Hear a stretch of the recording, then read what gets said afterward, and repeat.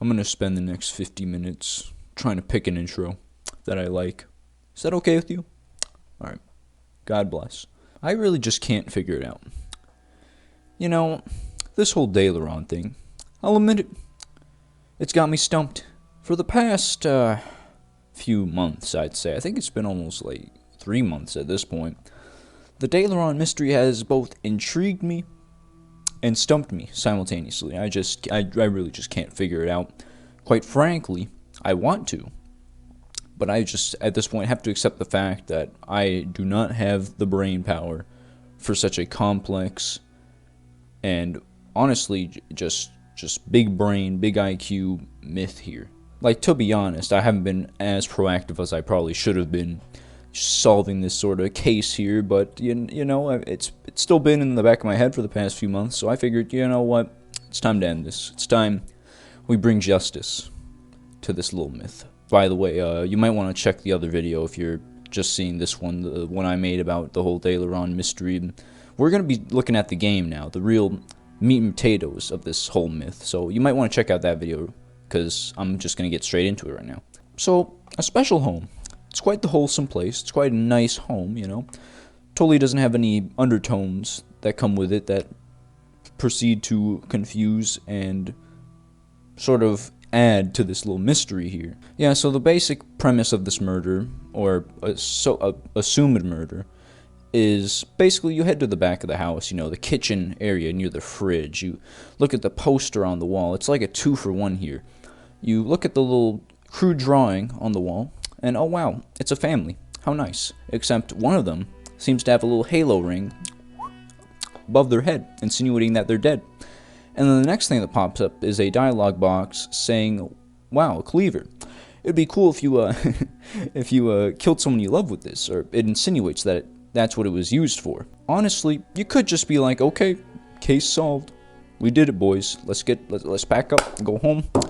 I'm gonna go get some mac and cheese, but nope, hang on. This is just an insinuation, okay? This does not prove anything at all. This does not prove that somebody killed somebody. We don't have any real evidence. We also can't take this as genuine evidence that Daelron, aka Paul, is indeed a murderer. Because, quite frankly, when we got a character down in the sort of secret hidden basement of the game, telling us that the entire sort of narrative that's been developed in this game, developed in this myth, is false. It's just not real. A false narrative basically goes to paint a bunch of truths as, well, paint a narrative as a truth, when in reality it's the complete opposite. It's a lie. It's like, for example, like, oh, look at this pencil. You know, it's a cool pencil.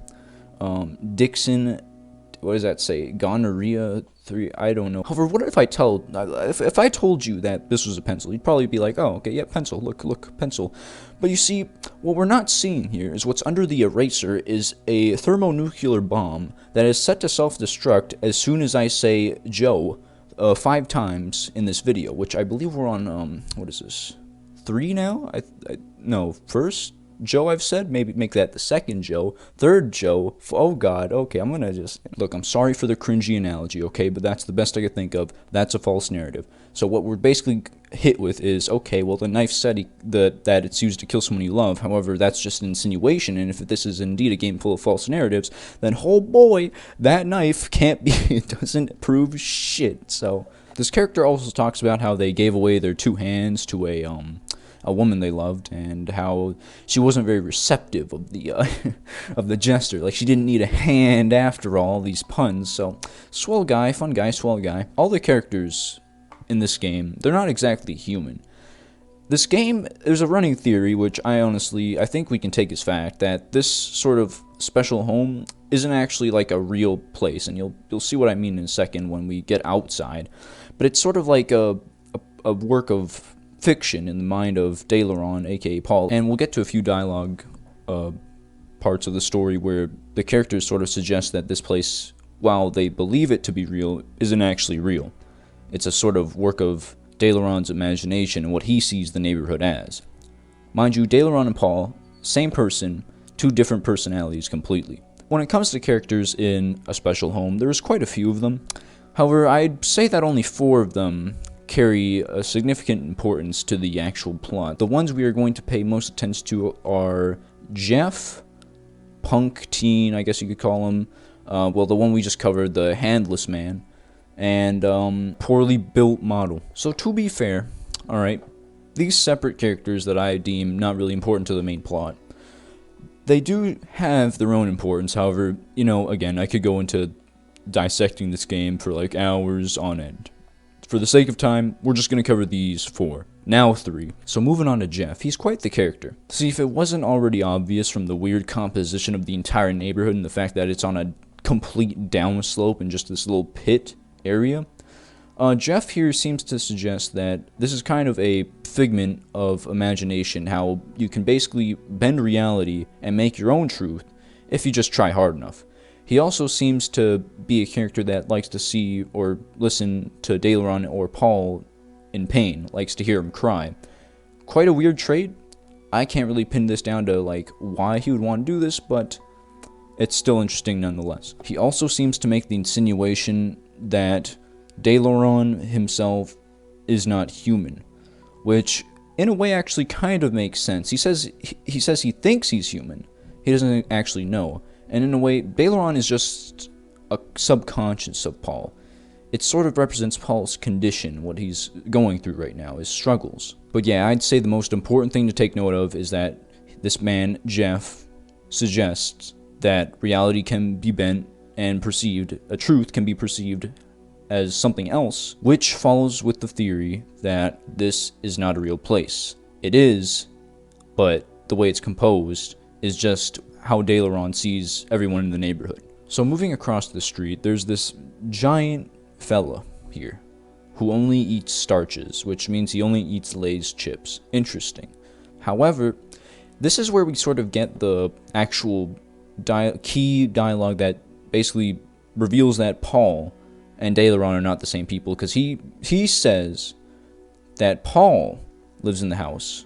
He doesn't say Daelron, he says Paul, which makes the distinction that, okay, well, they are both the same person, but at the same time, not exactly the same personality. He also calls the player Tiny Lego, when pressed about this, he sort of reveals that Paul kind of doesn't like philosophy and isn't a fan of changes. Now, whether he means Paul exactly or Daelron, or maybe both of them, because to be honest, I don't think the neighbors would be able to make the distinction between the two, as they're both the same person. So this could be either or.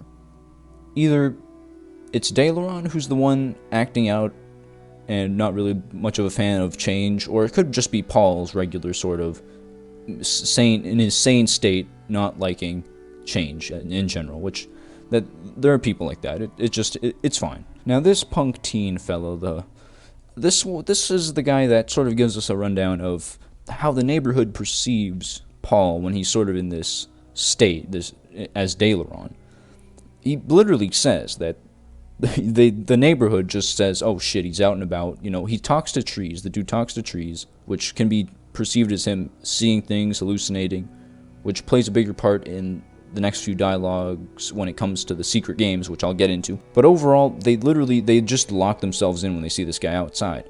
He's that much of a threat to them, or the perceived threat, that they decide, okay, well, we're just not going to go outside now, and we're going to lock our doors and make sure he can't get us, which I find to be quite interesting. This could support the theory that he did, in fact, commit a murder, seeing as if they perceive him as that much of a threat, he could be capable of such an act. However, that could just be them having a stigma against someone who's clearly dealing with some mental issues. While the Punk Teen kind of just talks about himself, how he's not legally living there, he does make mention of an interesting thing that correlates with the running theme that this isn't a real place. Reality can be however Daelron sees fit, and that is that he basically lives alone but has 2 beds because he likes to imagine there's someone else there. And when the player presses about this issue, he says, hey, if it's just because it's not real doesn't mean you can't enjoy it. Which, again, coincides with the theme that this whole place kind of just doesn't make sense and isn't an actual, like, the real neighborhood that Paul lives in. This is just how Daelron perceives it as. So throughout a special home, there are these hidden games where if you click an object, interact with it, you basically get teleported to this other game. These games are interesting. They basically tell the story of Daelron and how, or Paul, and how basically everything in Paul's world kind of looks while he's dealing with this sort of mental disorder. There is a grand total of 5 games. The first two I'm going to cover is TV Time and Sleepy Time. His partner Matthew, is finally moving in with him, and they're starting their life as a married couple. Or at least that's how I perceive it to be. The first game, TV Time, they're chilling on the couch watching some tunes, having a good time, and you can actually interact with I believe, voicemail messaging system that it's Matthew on the other end telling Daelron that he's able to move in with him, and that seems to be what happens.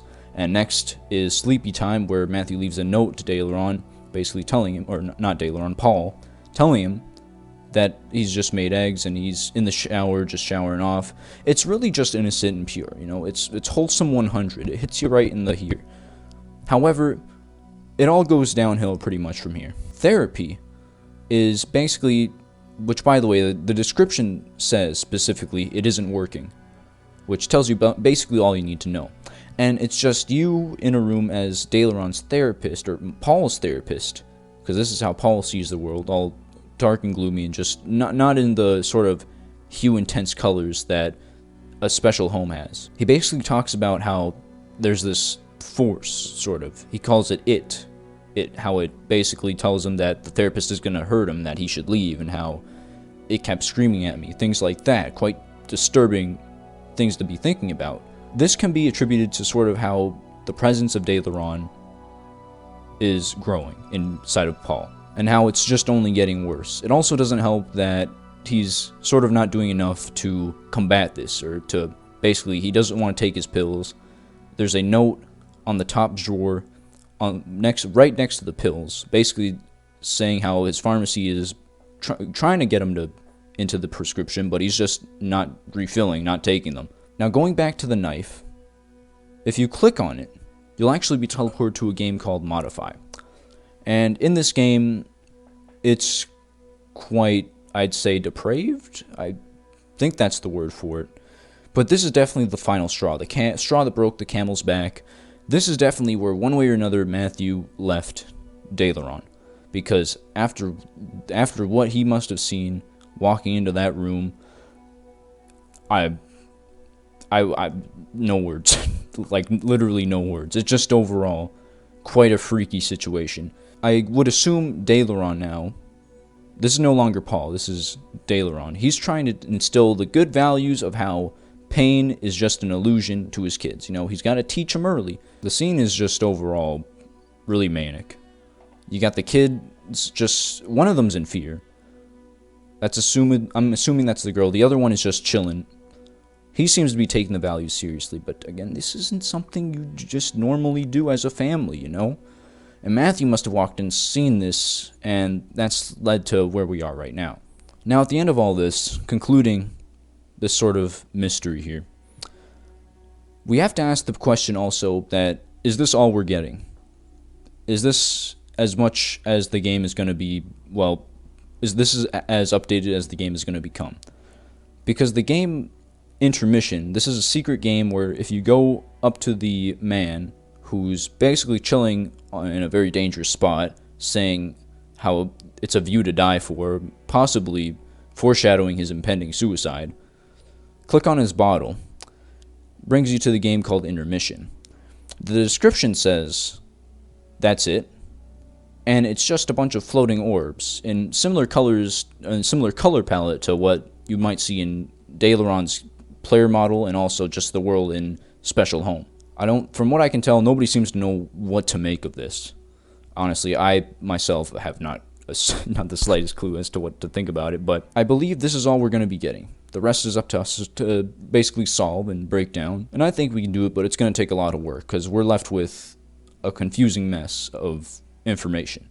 But the information is still there. Again, not a lot of things in the game have been completely uncovered. The most significant one being the boiler room. and this hint that's left on the windmill if you leave the actual little neighborhood area. There's also a few other things I noticed, like how there's this shopkeeper that is just completely, like, not in the sort of neighborhood area. He's just been left out. Doesn't have any dialogue options. There's also a path on the opposite side, on the same side as Daelron's house. Coming into this myth, I want to ask the question, or answer the question, is Matthew dead? And if so, was he murdered? However, I've left with more questions than answers, quite frankly. That's about it.